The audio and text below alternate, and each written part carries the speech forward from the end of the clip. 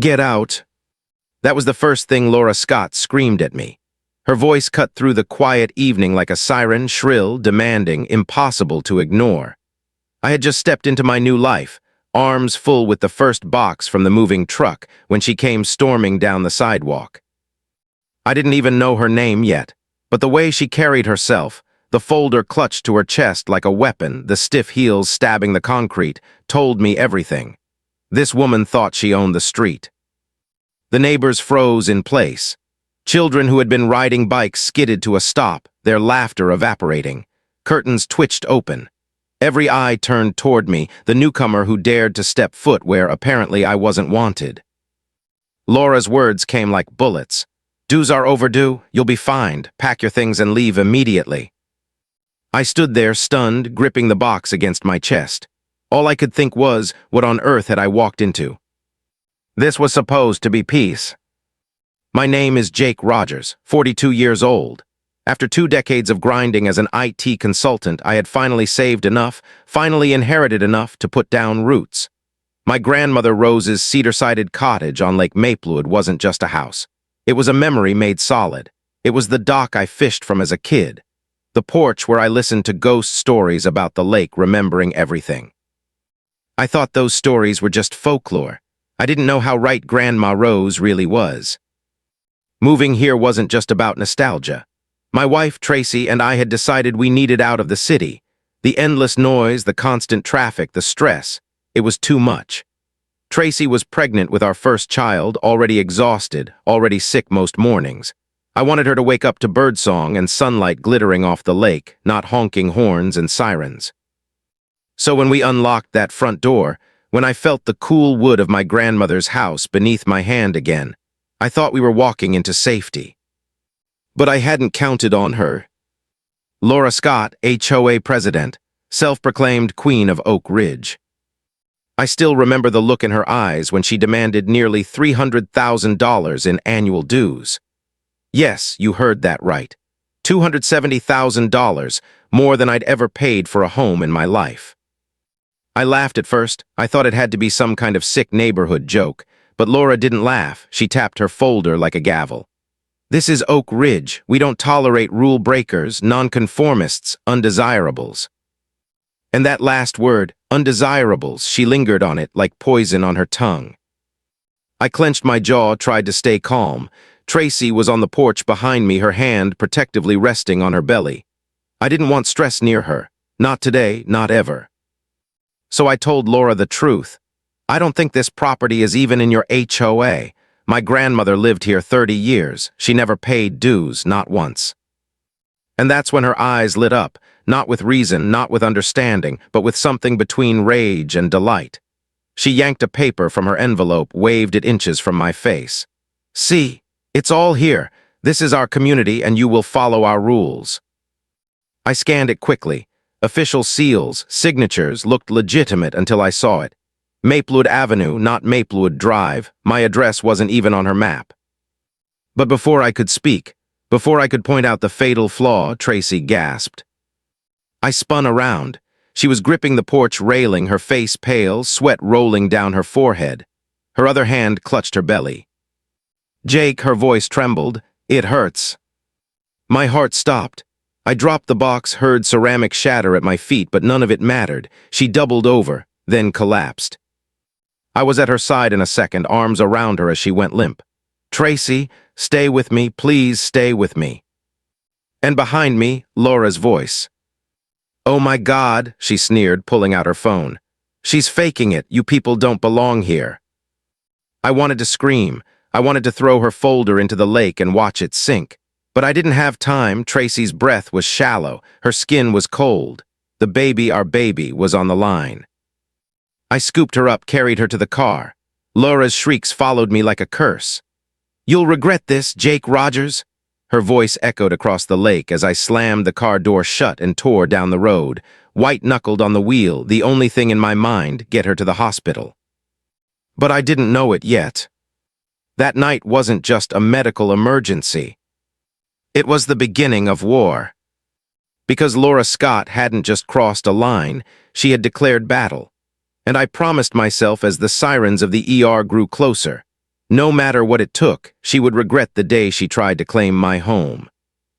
I barely remember the drive to the hospital. Only the sound of tires screaming against the asphalt, my hands locked on the wheel so tight my knuckles burned white.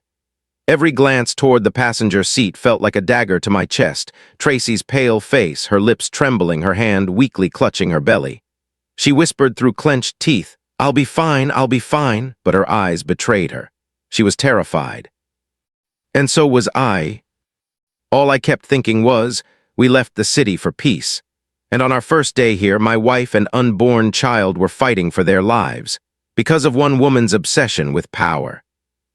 Hours blurred, white walls, the sterile scent of antiseptic, the sharp beeping of machines measuring life 1 second at a time.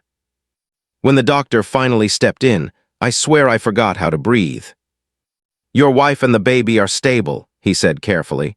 But she needs strict bed rest, no stress, no lifting, no drama, do you understand? I nodded, but inside, rage churned. No drama. Tell that to the woman who nearly drove my wife into premature labor over a fake invoice. When Tracy woke, weak but smiling, she squeezed my hand.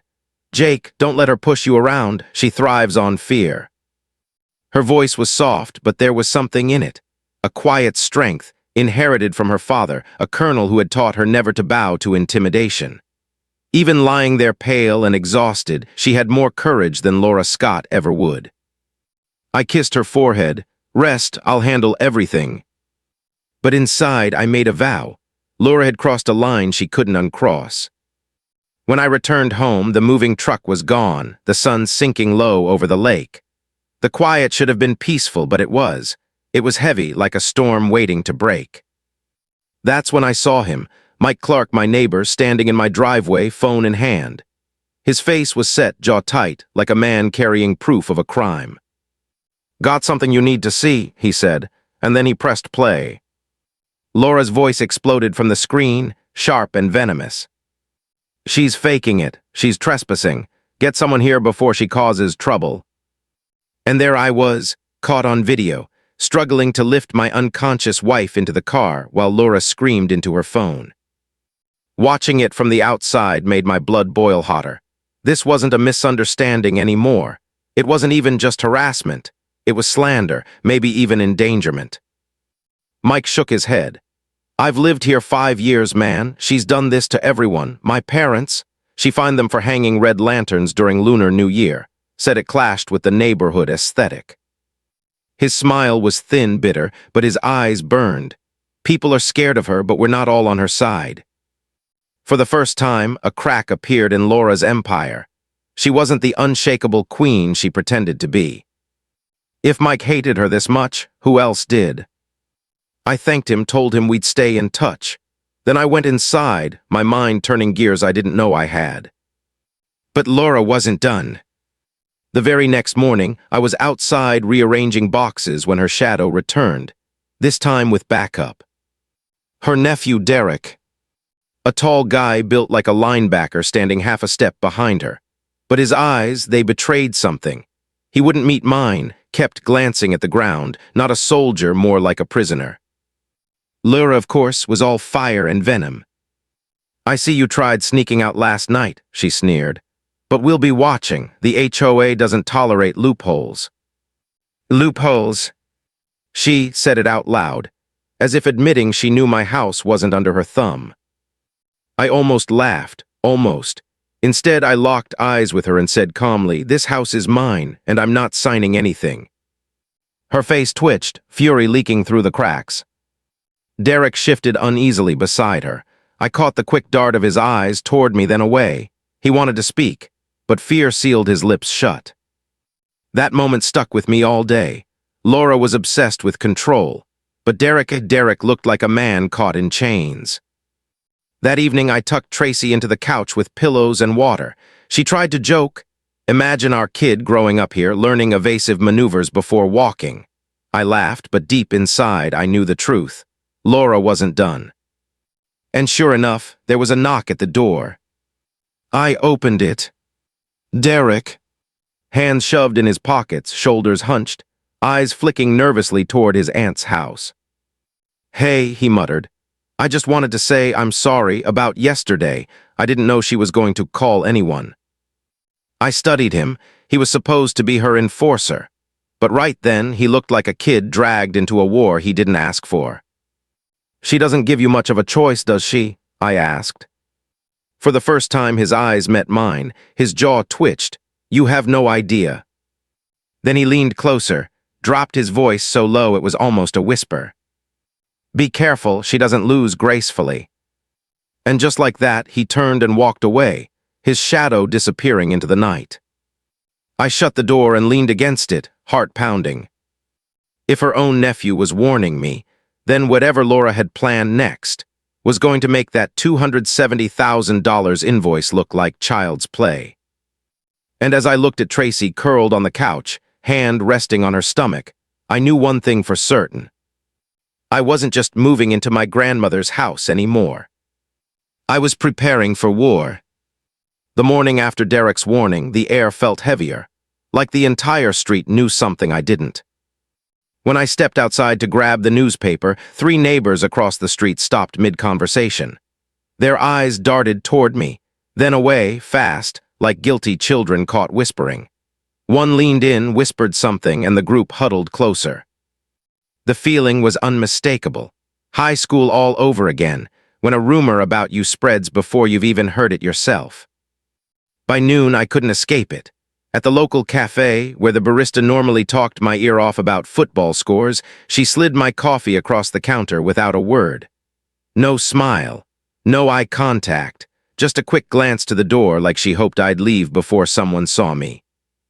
When I asked what was going on, she leaned in close, almost whispering. Word is, Laura's calling an emergency HOA meeting. People say she's going to make an example out of you. My stomach dropped, but I forced a smile. Thanks for the coffee. On the drive back, I saw clusters of neighbors outside their houses, heads bent close together, voices hushed. And I realized this wasn't just a feud anymore. Laura was making it official. By mid-afternoon, whispers had hardened into stories. According to some, Laura had found a loophole in the property records that gave her the right to claim my house. Others said she had lawyers lined up to drag me out. A few swore she had powerful people behind her, the kind who never lost. I wanted to laugh it off, but deep down, I knew better. Laura wasn't just noise, she was venom, and venom spreads fast. When I told Tracy that evening, she pressed her hand to her stomach and frowned. So she's going to drag you in front of everyone tomorrow. I nodded. She wants blood, mine preferably. Tracy's eyes sharpened, even through exhaustion. Then you'd better be ready. You've got the deed. Don't let her twist this into another one of her fairy tale-ies. She gave me a small, tired smile, the kind that carried more strength than any speech. You stood up to her once. You can do it again. That night, Mike showed up on my porch with a six-pack, his grin tight. You've gone viral, he said. That video of Laura screaming while you carried Tracy, everyone's seen it. Some are furious, some are terrified, but either way, Jake, you've got momentum. He wasn't wrong. For the first time, I saw cracks in Laura's empire, but I also saw the danger. She wouldn't take humiliation lightly. I stared out at the lake, moonlight shimmering on the water, and told myself the same thing over and over. I have to be ready. Not long after Mike left, I heard footsteps on the porch again. It was Derek, his shoulders hunched, his hands shoved in his pockets. This time he looked more like a man waiting for a sentence than a soldier guarding his queen. She's not done, he muttered. His voice shook like the words themselves were dangerous. She's telling people you forged everything, that tomorrow's meeting will settle it once and for all. He swallowed hard. She told me I'd better back her up or I'll regret it. The weight in his eyes was real. Guilt, fear, something deeper. You've already started doing the right thing, I told him quietly. You don't have to be her shadow anymore, just keep standing here. He gave a bitter laugh. You think they'll forgive me? Half of them want me gone too. I shook my head. Maybe not today, but if you keep choosing right over fear, they'll see it. For a long moment, he just stared at me. Then he gave a small nod and slipped into the shadows again. The next evening, the community center was packed tighter than I'd ever seen. Folding chairs scraped against the tile floor, voices buzzed like angry bees. The smell of coffee, perfume, and tension clung to the air. I stood at the back, Grandma's deed heavy in my folder. My heart was racing, but my mind sharp. Then she appeared, Laura Scott. She strutted to the podium in her bright suit and pearls, binder clutched like it was the Constitution itself. Her smile was wide, triumphant, like she'd already won. Slamming the folder down, she raised her voice. Last week, a certain trespasser humiliated this community. He dared to suggest his so-called inheritance placed him above the rules we all follow. Well, neighbors, tonight I'll show you the truth. Her eyes locked on me, glittering with rage. This man's house, this cottage of lies, has always belonged to Oak Ridge, and tomorrow, if he refuses to comply, I'll personally make sure the authorities remove him. The room tilted. 100 eyes turned toward me, some folding arms, some whispering, some glaring, waiting to see if I'd flinch. I tightened my grip on the folder. I didn't know what Laura had hidden in that leather binder, but I knew one thing: if she thought she had already won, she was in for the biggest shock of her life. The community center buzzed like a hornet's nest. Neighbors jostled for seats, chairs screeching across the linoleum. Conversations tangled in the air, fear, anger, curiosity, every voice carrying the same undercurrent: what would happen tonight? I stood at the back, my grandmother's deed tucked under my arm. My chest burned with adrenaline. Then Laura slammed her binder onto the podium. "Neighbors," she declared, her pearls catching the fluorescent lights, "we have a problem. A man has moved into our community who refuses to comply with the rules we all agreed to uphold. He thinks he's above us. He thinks he doesn't have to pay his fair share." Her words cut through the room like a whip. People murmured, some nodding, others crossing their arms. Laura's smile widened. She held up a page, shaking it for emphasis. "But I have here the official documentation that proves his property is under the authority of the Oak Ridge Homeowners Association." She slapped the paper down with a dramatic thud. The room shifted, heads leaning in. A woman near the front whispered, "Finally, proof." Another muttered, "Knew he was lying." Laura basked in it, her grin smug, victorious. I raised my hand, calm, controlled. "May I?" She hesitated, then smirked, convinced she'd already won, and handed the paper over like a queen granting mercy. I held it up high for the fluorescent lights to catch. "Looks official, doesn't it?" I said, "but I'd like to point something out." I tapped my finger along the address line. "Do you all see this? Maplewood Avenue, not Maplewood Drive." Gasps rippled through the room. One man in the back spoke up, confused. "Wait, Avenue? Isn't that across the highway?" Another whispered, "So she's been finding the wrong house." Laura's face drained of color. She snatched the paper back like it burned her skin, eyes darting across the line I'd pointed out. "It's just a typo," she snapped, her voice cracking. "Don't be ridiculous. Everyone knows this property is ours to regulate." But the room didn't nod along this time. They frowned. They shifted in their seats. Derek stood stiff behind her, arms crossed, his phone held low by his legs, screen faintly glowing. Recording. I took a step back, letting silence weigh the truth down heavier than any speech. "A typo," I said evenly. "That gives her the power to fine you for things she doesn't legally control. My grandmother always said this property was free from HOA nonsense. I didn't believe her until I saw the deed." I pulled the folder close to my chest. "Now we all know the truth. Laura's been bluffing." The room erupted. Neighbors whispering, muttering, shooting glances at each other. Some faces twisted with betrayal, others pale with shock. For the first time, the cracks in Laura's empire weren't invisible. They were glaring. Her composure faltered, just a heartbeat. Then she slammed her hand on the podium, plastered on a smile that didn't reach her eyes. "This meeting is not over," she barked. "You think you're clever, Jake Rogers, but I have proof, and soon this entire neighborhood will see exactly what kind of liar you are." She snapped her fingers. Derek flinched like a dog to a whistle. Slowly, reluctantly, he pulled out a thick manila envelope from his bag and handed it over. Laura clutched it like a weapon. her voice dripping with venom. "Ladies and gentlemen," she announced, holding the envelope aloft, "I have in my hands the evidence that will end this nonsense once and for all. And when I show you what I know, you'll be begging me to throw this trespasser out." The room fell silent again. Every eye locked on the envelope. I felt my heartbeat hammer in my ears. Mike stood near the back, his phone up, recording every second, his face set. Derek shifted his weight beside his aunt, his expression pale, strained, like the manila envelope in her hands carried his own guilt. I tightened my grip on the deed, the paper crinkling in my fist. I had exposed one lie, but Laura clearly believed she still had cards to play. And as she slowly, dramatically began pulling out papers with trembling hands, I couldn't shake the feeling that this wasn't just about me anymore. This was about the entire neighborhood. And the fight for truth was only just beginning. The envelope trembled in Laura's hands, but her voice boomed with confidence. "Inside this packet," she announced, "are the original HOA charters sealed and certified. They prove that Maplewood Drive is under Oak Ridge jurisdiction, and once you see them, this man's lies will be finished." She fumbled with the clasp, pulling out a stack of yellowed papers. They looked old, official, the kind of documents you wouldn't question at a glance. The room leaned in as she held one high, her manicured finger tapping the embossed seal at the top.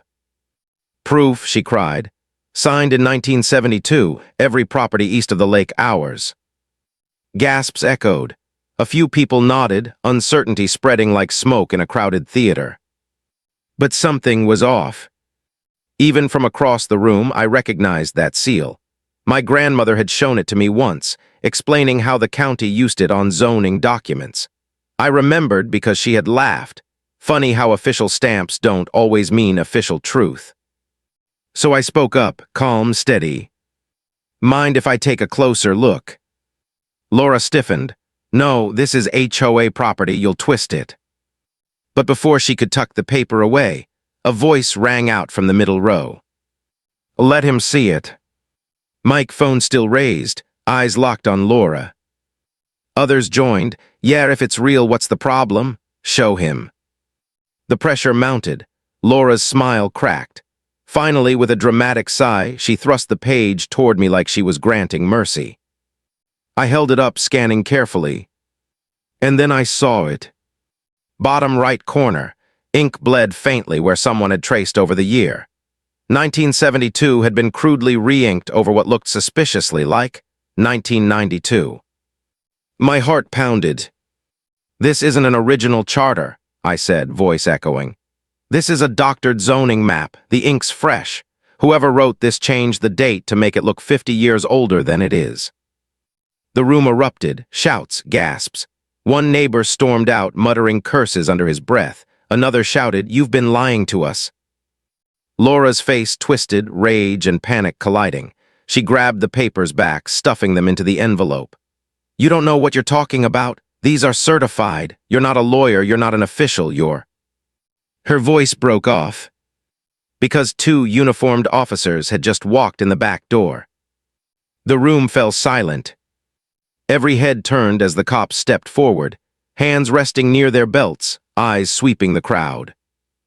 "Ma'am," the taller officer said firmly, "we've received several complaints about fraudulent documents being circulated and harassment of residents." Laura's face went pale. "This is absurd. I called you here. He's the trespasser. Arrest him." The officer held up a hand. "Actually, ma'am, the complaints were about you." Her mouth fell open. The entire room erupted in whispers. Derek shifted uncomfortably beside her, his face ghost white. I stayed silent, watching, heart hammering. The officer continued, "We'll need to take a look at those documents, right now." Laura clutched the envelope tighter, knuckles bone white.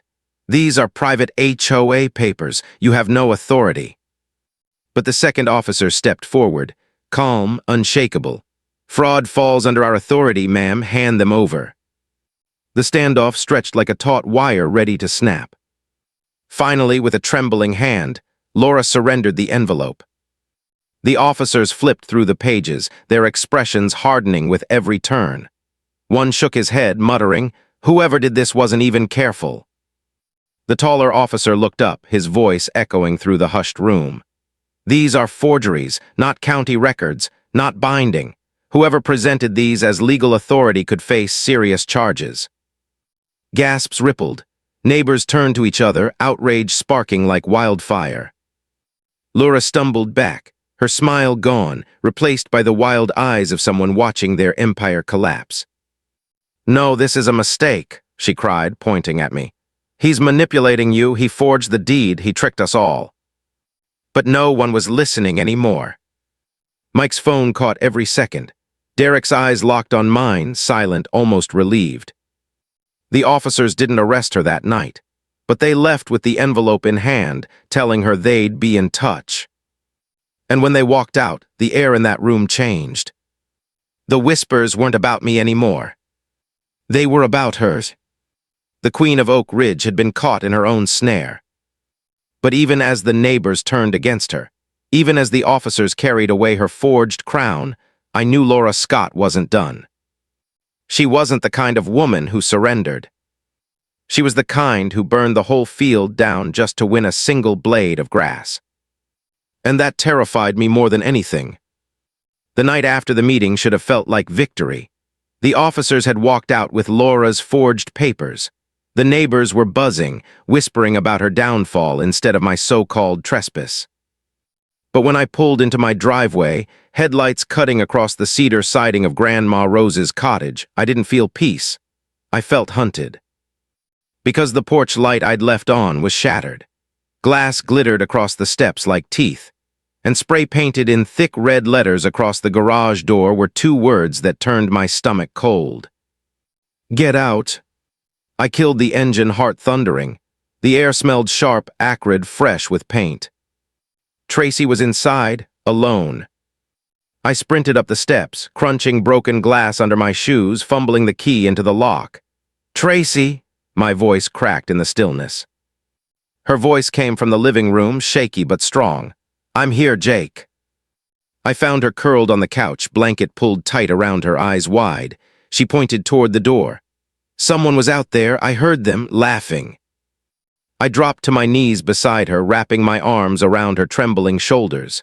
Rage surged hotter than fear. This wasn't just harassment anymore. This was a threat. Mike came over within minutes. He whistled low at the garage door. "She's losing it, man. She knows she's cornered." I clenched my fists. Cornered animals bite. That night I hardly slept. Every creak of the old house set my nerves on fire. I sat by the window with a baseball bat across my knees, watching the street, waiting. And sometime around 3 a.m. I saw it. A figure moving through the shadows. Tall, broad-shouldered Derek. He wasn't sneaking toward my house. He was packing the sidewalk, head down, running his hands through his hair like a man at war with himself. Against every instinct, I opened the door. He froze. "You shouldn't be out here," he muttered. "If she sees me." "She already made her move," I cut in, nodding toward the garage. "That's your handiwork." His face twisted, disgust flashing in his eyes. "No, that wasn't me. That was her and some of her friends. She's pulling in people from outside now. Says if the law won't take care of you, the community will." The weight of those words hit me like a stone. "She's planning something bigger," Derek whispered. "Something worse, I don't even know all of it, but she won't stop until you're gone." His voice cracked, "And if I don't go along, she'll ruin me too." For a moment, the silence between us was heavier than the night air. "You have a choice," I told him quietly. "Stand with her or stand against her." His jaw clenched, his eyes darted to the house, then back to me. And then he whispered, almost too soft to hear, "I'm tired of being her pawn." Before I could say more, he slipped back into the shadows. The next morning, I found a letter shoved under the door. Typed anonymous, but the words dripped with malice. "Your wife won't be safe here. Neither will your child. Leave or pay the price." I read it once, then again my blood ran cold. Tracy saw my face, her hand instinctively covering her belly.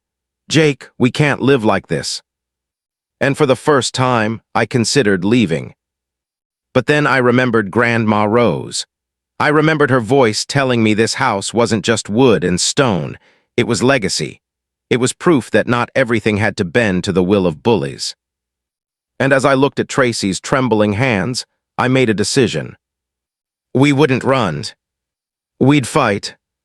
I called the police, filed a report, showed them the spray paint and the letter. The officer nodded, took notes, promised extra patrols. But I could see it in his eyes, this was small-town harassment. They didn't think it would escalate. But I knew better. Because Laura Scott wasn't done playing queen. And the next card she played would turn the entire neighborhood into a battlefield. The sun rose over Maplewood Lake, but the air didn't feel new. It felt heavy, like the storm had finally arrived. By mid-morning, I heard the commotion outside. A knock, then another, rapid, insistent, almost angry. I opened the door to find two men in city uniforms standing on the porch. One held a clipboard, the other a bright orange notice already half-pinned to my siding. "Mr. Rogers?" the first man asked flatly. "We've received multiple complaints about unpermitted renovations on this property. According to the city code, you'll need to cease all occupancy until inspections are complete."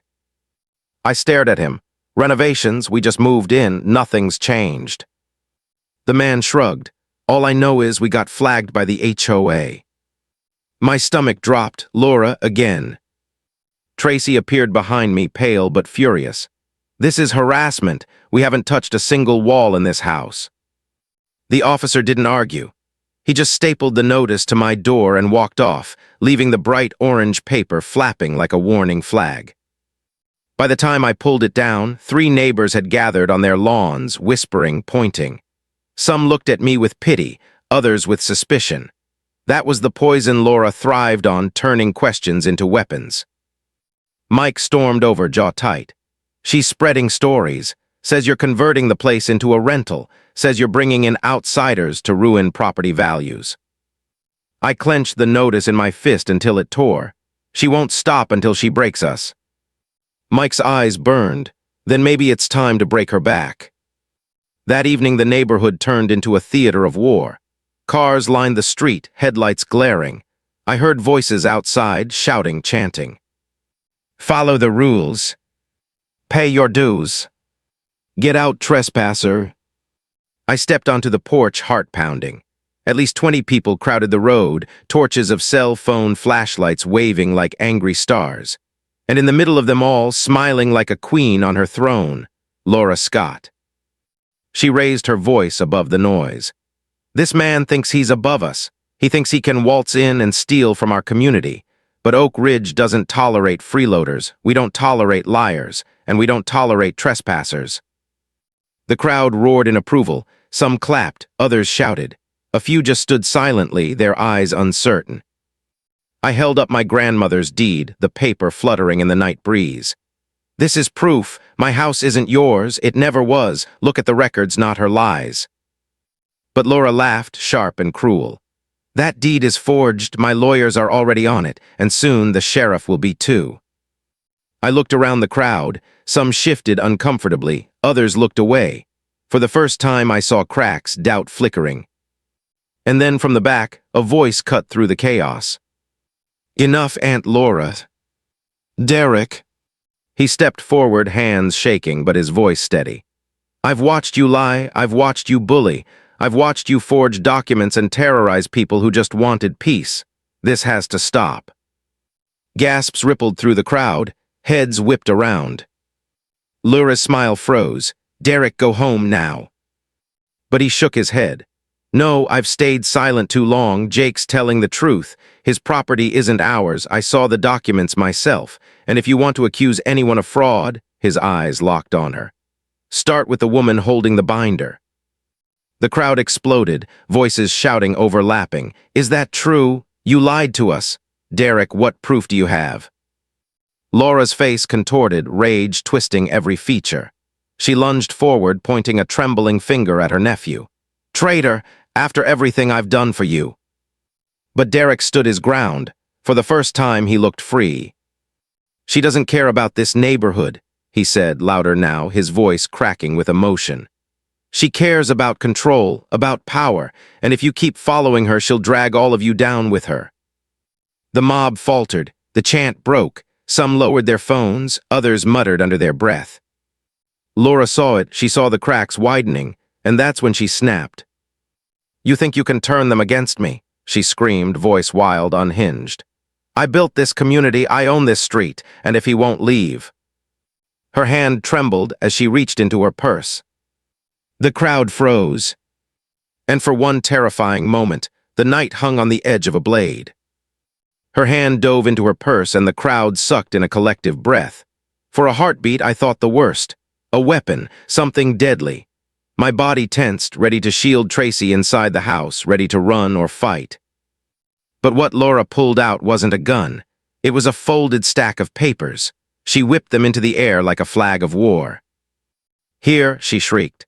"Here's the proof you all need, a lawsuit already drafted. Tomorrow morning this man will be served, his house will be seized, his family removed, and there's nothing he can do to stop it."